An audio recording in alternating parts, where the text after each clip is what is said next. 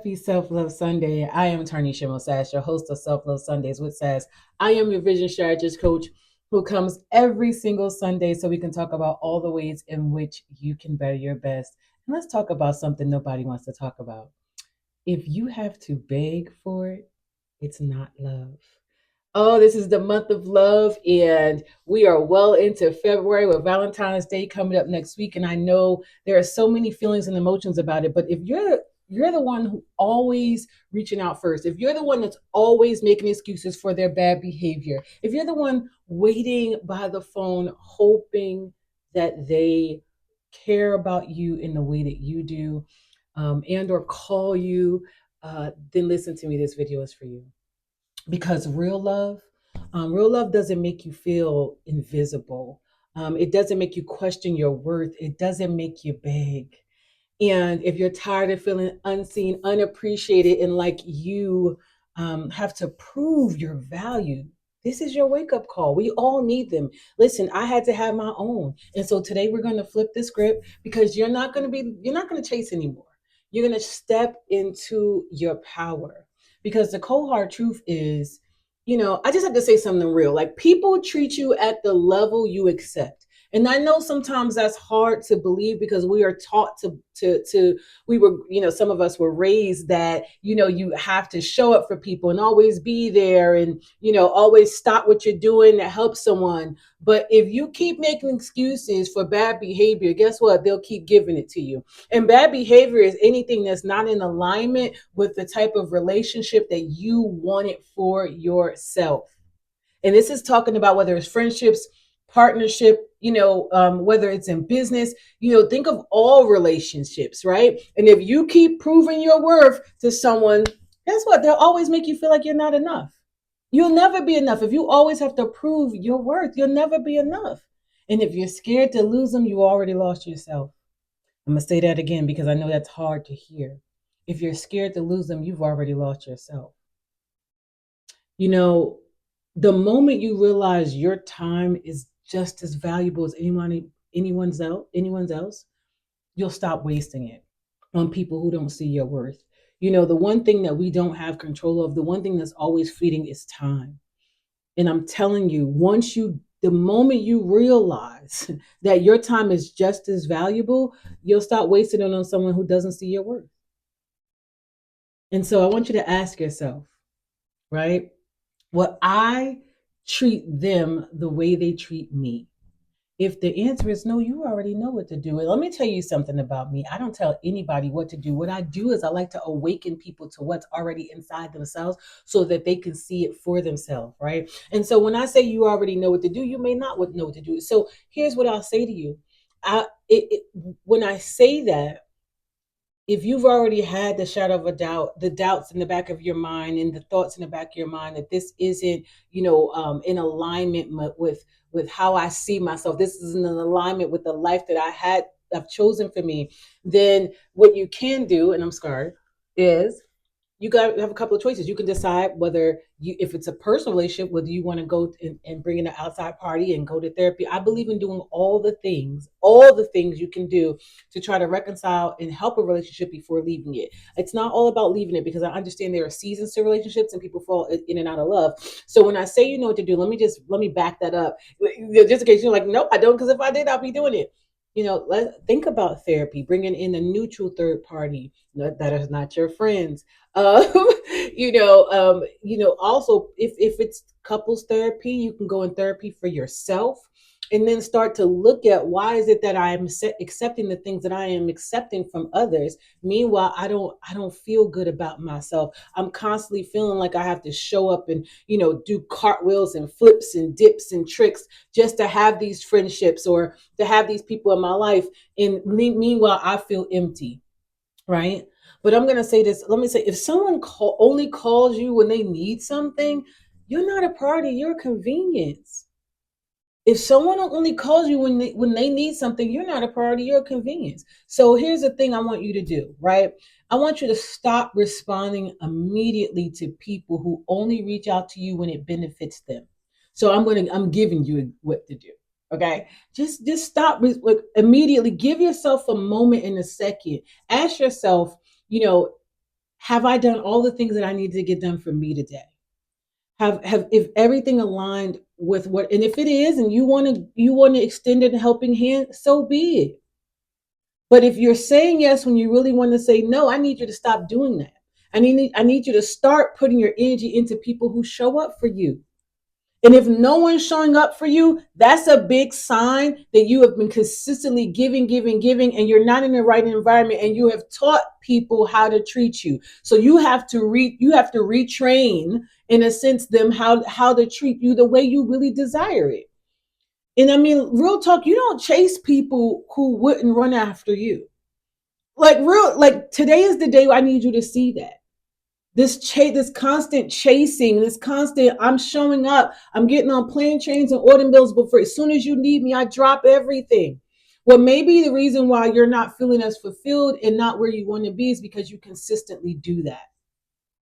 If someone is hot and cold and treating you like a king or a queen one day and ignoring you the next, that's not love, it's control, it's manipulation. And granted, you may be saying they're going through their own thing, and aren't you too? Yeah, you may be saying they're going through their own thing, but aren't you too? So here's what I want you to do. I want you to set a standard today. If someone can't show up for you, could show up for you consistently, they can't have access to you. If someone can't show up for you consistently, then they should not be allowed to have access to you. If you wouldn't let a job play with your paycheck, come on. Why would you let a person or persons play with your heart? That's not okay. Love shouldn't make you feel anxious. It should make you feel safe, even in the midst of a storm. Because all relationships, friendships go through things, and they go through hard times. This fairy tale thing that there's never any arguments and there's never any hard conversations. No, you should be having hot conversation, and that's honest, open, and transparent. And sometimes those things get heated, but that's okay. That's real life. So I'm not talking about if you experience, some hot times, right, where you need to have some hard conversations. No, you may be feeling a little anxiety around that. But I'm talking about if 90% of the time in any relationship that you're in, you're feeling more anxious than safe, then that's not conducive for you. I'm not here to tell you to leave it. I'm here to say maybe it's time to evaluate it. And there's time to get you in some sort of coaching, counseling program so you can help to understand what's going on. Okay. Because this is what, I'm just going to say where most people struggle, right? They know they deserve better, but they're just scared to be alone. If you know you deserve better, but you're just scared to be alone, just understand this. Being alone is better than being with people who drain you, who make you feel consistently tired, who you're constantly in a battle with. There was a point in time where I was in a relationship with someone, and I'm talking about a friendship, and every day, like, they just wanted to battle every single thing. And I'm like, man, I'm not doing this every day. I'm not sitting here battling over ideals. Listen, I am one. This is one of my saying. I'm like, listen, I'm okay with you believing what you believe and me believing. We can agree to disagree, okay? And I'm not going to keep going back and forth, because that's a battle of you just want to be right, and you just need to be right. And some people are like that, and that's okay. But that doesn't gel with me. If it gels with you, that's fine. However, if you know you deserve better, walk away. Walk away. And here's the thing. So for me, I didn't immediately walk away. I had conversation, right? I had conversation. And then when it kept being like this consistent, and I was just like, yeah, this is not for me. And that's all right. And it doesn't make this person terrible. It doesn't make them bad. That's where people go wrong at. They think that means, oh, they have to be some terrible person, or I have to be some terrible person. No, it's just aligning what's right with your spirit, with your heart, with your goals for your life. And you deserve that. And why don't you think that you do? So here's what I want you to do. Every morning this week, I want you to look in the mirror and say, I choose me. Because that's what it is. 9 times out of 10, you're choosing everyone else but you. And I want you to make a list of your needs. What is it that you need in a relationship? We actually worked through that this week in my accountability group. We do lessons every morning that we meet, and one of the things that we talked about is what are your needs in a relationship? Because a lot of times people don't even know what they need. What is it that you need? I need you to write your needs down, because in order for someone to fulfill them, you have to tell them. Now I'm gonna say this too: people can't read your mind. So don't do this thing where you never had a conversation and nothing aligns. You just walk away and you just ghost them. That's not okay, right? We should be having conversations with people first, right? But you have to know what your needs are, and then you have to make a list of things you will no longer tolerate, and then you have to stick to it. I have a quote in my book, Designed to Win, and it says, "From the moment, from the moment you stop settling, you start winning. From the moment you stop settling, you start winning." The second you stop begging for love in the friendships, begging for love in your family, begging for love in your partnerships, guess what? Something is going to shift. And a lot of times we're begging for love in that regard is because we didn't get the love and we felt abandoned and rejected as a child. And so we're constantly trying to prove ourselves, constantly trying to be like, look, see me here, look, I'm going to show up, I'm a nice person. You don't need to prove that. It should be you consistently checking in with yourself, saying, you know what, I'm okay with me, and if I have to be alone, then that's all right, but this is no longer serving me, because this is going to be the mindset that will keep you in your power. And that's what happens so often. We give away our power. And I'm just going to tell you what winners do. Winners don't chase, they attract. And we know our value, and we don't beg, we choose. And that's the difference, right? In relationships and friendship, we should choose one another. We should choose one another, not here, pick me, see me. No, we should be choosing one another. And it's going to change the way you see you. It's going to change the way you feel. Listen, y'all, when I told you, when I come here and I talk to y'all, this is exactly what I had to do. My first part of the journey before I could design my life to win, it was actually finding my way. And that's why I wrote the book, 7 Ways to Love and Heal Yourself, because that I had to walk through what I'm talking to you about right now. I was the person, choose me, please pick me, see me in friendships, in relationships, in my family. And then I got to the point, because it's almost like you hit this wall when you get in your 40s. You're just like, you start to see things a little bit different. You're like, wait a minute. All this time I'm running, I'm going to see people. I'm telling you, I was the friend that would get on a plane, train, and automobile just to be there for everyone. And then when times got rough for me, I looked up and no one could be there.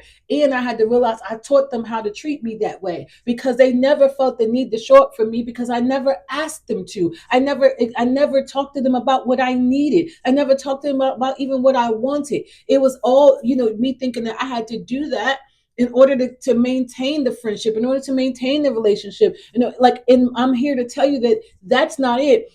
And I know no one wants to hear this, especially Valentine's week, when we're looking across and we're seeing all the flowers and people, getting all the beautiful gifts. When you start to love yourself, though, I'm telling you, those things are going to start to show up for you. There's going to be people who are going to be interested in wanting to know who you are, and listen, and wanting to meet you mutually in the middle, where you don't have to go chase them and they're not chasing you. We're having adult conversations. It's a beautiful thing. And guess what? Those type of people will not even approach you anymore, because you won't have that written all over your face. There was a song by Gerald Levert that said, written all over your face. You don't have to say your word. And no, I can't sing, but it's the truth, right? Because people don't realize it's sometimes written all over your face. You're the person, oh, this is the person I can take from, because takers find the givers. So you have to learn to discern, so that someone is not constantly taking from you, but you have to stop constantly taking from yourself. And that means when you're saying yes and oh, every single time you really want to say no, you are tired. And just know, though, right? You have to start moving like the person you want to become. You have to walk in the confidence, speak with purpose, and live with intention. Your value doesn't decrease based on somebody's inability to see you. And if you're done chasing love and ready to take your power back, I want you to type in the comments, I choose me. I want you to know that you are not too much. You're only too much for those people who are not your people, and that is okay. And they are okay, and you are okay. You are enough just as you are. And when you stop chasing things, even in life, everything shifts. Learn how to sit and be with you and start to become all the things you've always wanted to be, and watch how things start to gravitate to you, people, and you'll get inklings and ideas of where to go, and you'll be at the right place in the right time, all because you have now started to value you. So remember, I want you to type I choose me in the comments. I want you to put your hand over your heart and say, I am enough just as I am. And I hope you have the most amazing, amazing love week. Loving on yourself, loving on your friends. I'm having my Galentine's Day on Saturday with my girlfriends. I'm super excited about that. Create in life what you want. I wanted to be surrounded by love on Valentine's Day. And guess what? I'm doing that.